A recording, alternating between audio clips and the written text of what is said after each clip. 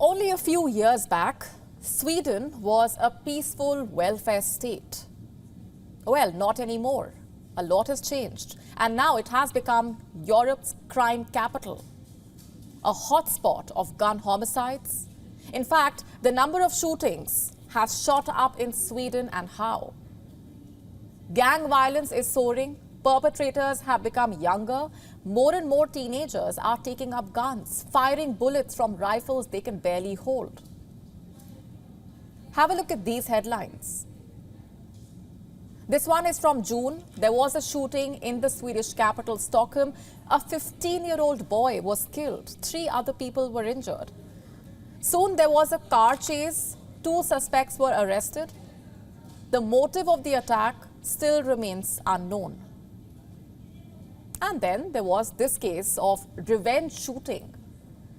Serdar Sarıhan was a real estate agent in Stockholm. He came from a family of Turkish migrants. For years, in fact, Serdar built up a good life for himself and his family. But his son created trouble. He went off the rails in his late teens. In March, a Swedish television program broadcast Edem's name and photograph. He was wanted in connection with a shooting in Uppsala. The shooting targeted the family of an infamous crime baron. And this painted a target on the backs of Edem's relatives. Soon after the broadcast, gunmen knocked on his father's door. Serdar Sarıhan was shot dead as his wife and daughter slept upstairs. Another 15-year-old was shot dead in January. Not in an isolated alleyway or a shady area, by the way, but in a sushi restaurant in a crowded shopping plaza.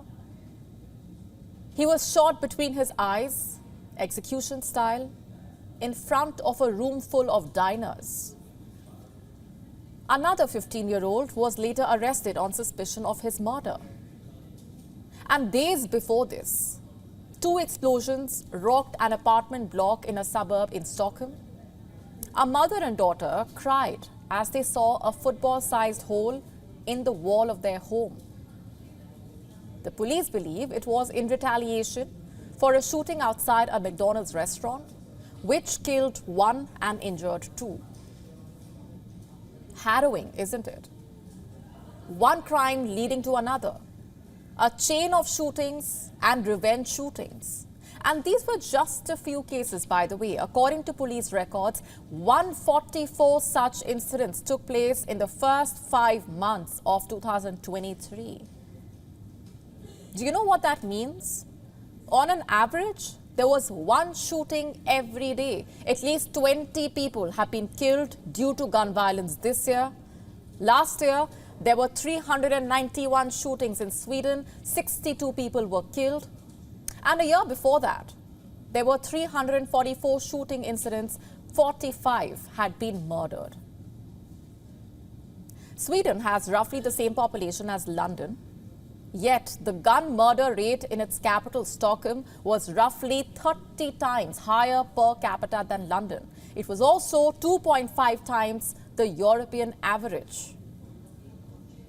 It's still far better off than the United States, but according to European standards, it's alarming to say the least. While the level of violent crime has stayed relatively stable in Sweden, the proportion of deadly gun crime and attacks with explosives has skyrocketed. Lives have been lost. Laws and policies have been changed. The violence even brought down a whole government. Gang crime was the defining issue of last year's election campaign, but the shootings and the explosions have only increased. The government pins the blame on the integration of migrants. Today, 1/5 of all people living in Sweden were born outside the country. An overwhelming majority of gang criminals are young Swedish men born abroad or whose parents or grandparents emigrated to the country. In the 2015 asylum wave, Sweden imported all kinds of criminality due to migrants. But Germany, for that matter, took in even more refugees and is not facing such issues. So again, the question is, why is this happening in Sweden? Here's what the police suspect. Gang leaders in Sweden are hungry for power. They are competing to control illegal drug sales, and the race has now turned deadly.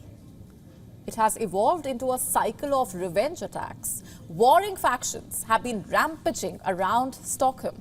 Gangsters use bombs to send each other warnings. Assassins shoot one another dead.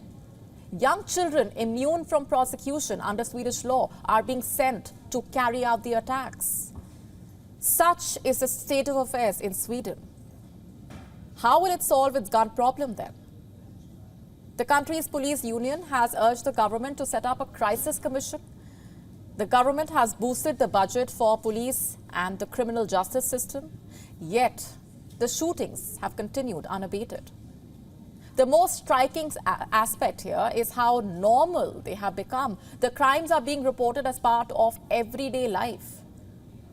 Sweden is giving the world Nordic noir fiction, and it does not seem to be ending anytime soon. Meanwhile, there is more rhetoric and chest thumping from China on Taiwan. It's China doing what it does best, muscle flexing and showing off. And this time, it comes with a twist. China's soldiers say they are ready to give up their lives if needed. According to reports, China has released a new documentary. What's it about? Well, it aims to show the army's preparation to attack Taiwan, and it's no ordinary documentary. It has soldiers pledging to give up their lives if needed. That's right, it features personal accounts, as per reports, of numerous PLA soldiers from different services and locations. The documentary is titled Zhu Meng, or Chasing Dreams. Now, we know how Xi Jinping has been dreaming about invading Taiwan, and China wants to show just how prepared it is to turn Xi Jinping's dream into reality. And it seeks to tell the world its soldiers are ready to die for this cause. First, let me tell you a little bit more about this documentary. Reports say it is an 8-part docuseries aired by the state broadcaster CCTV earlier this week to mark the People Liberation Army's 96th anniversary.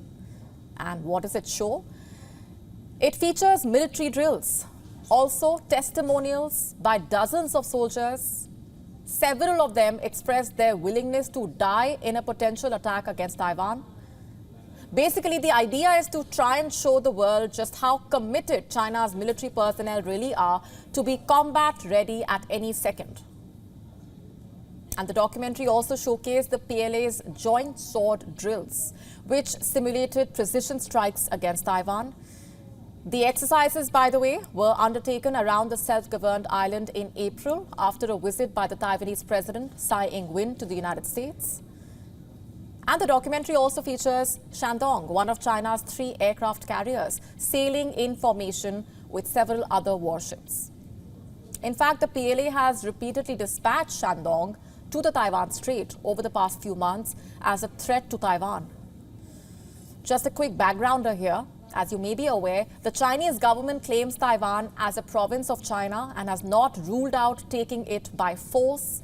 Unification is a goal that is very close to Xi Jinping's heart. And according to Taiwan's president, Tsai Ing-wen, Taiwan is already a sovereign country. Now, the thing is, under Xi Jinping's rule, aggression towards Taiwan has only increased. And what about the threat of invasion? The People's Liberation Army has been sending hundreds of warplanes into Taiwan's air defense identification zone. And this latest documentary is China's new way of sending out strong signals regarding its preparedness to attack Taiwan.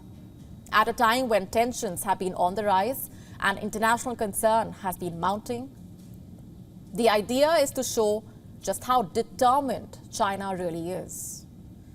But the question is, Xi Jinping, is he actually going to try and realize his dream of making Taiwan a part of China? Well, who knows what really is on Xi Jinping's mind and whether or not the Russian invasion of Ukraine has emboldened him. But as of now, China is wasting no opportunity to pump out propaganda. to show that it is ready to go to any length. Have you been dreaming of traveling to Italy? Well, other than the pastas and the pizzas, here is another addition to the list. A free pass to get drunk and yet reach home safely. You heard that right. If you have a couple of extra drinks in Italy and are not in a state to drive back home, you will not have to worry about booking an expensive ride. You will not have to appoint a friend as the designated driver either, because the government will sponsor your ride home. Here's how this will work. Revelers who appear too drunk while exiting a party will have to take an alcohol test, and if they are over the limit, a taxi will be called to take them home safe. And here's the fun part, it will be at the state's expense. The funding will be provided by the Transport Ministry, from Puglia in the south to Tuscany and Veneto in the north. The pilot project, in fact, will run until mid-September at 6 Italian nightclubs. What is the motive behind this? Of course, to rein in drunk driving and also to curb deadly accidents. Driving under the influence of alcohol is a major cause of road crashes in Italy. In fact, the level of acceptance of drunk driving in Italy is higher as compared to other EU countries. Just 20% of Italians think that they will be caught if they drink and drive. Based on the National Police data in 2020, in fact, 9.2% of the injury crashes were related to drunk driving. Approximately 26,000 fines were issued for drunk driving.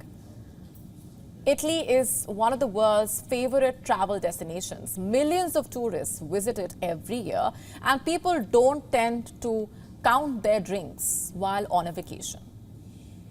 The scheme kicked off over the weekend. So far, it has largely received a positive response. Many are happy about the free ride home. Others say it will significantly reduce car crashes on the roads. On the first night itself, 21 people were taken away in the government-funded taxis. People now have an excuse to party even harder, it seems. While all that is well and good, the project has also been criticized. Critics argue that it unjustly rewards people who drink too much, and rightly so. Not having to worry about getting back home safe will let partygoers take an extra drink or two. It is a smart move by the government for more than one reason. The alcohol consumption will likely go up, so will the revenue. More tourists will come in, ultimately boosting the country's economy. And as you already know, road accidents will dial down. Overall, it seems like a win-win situation for Italy.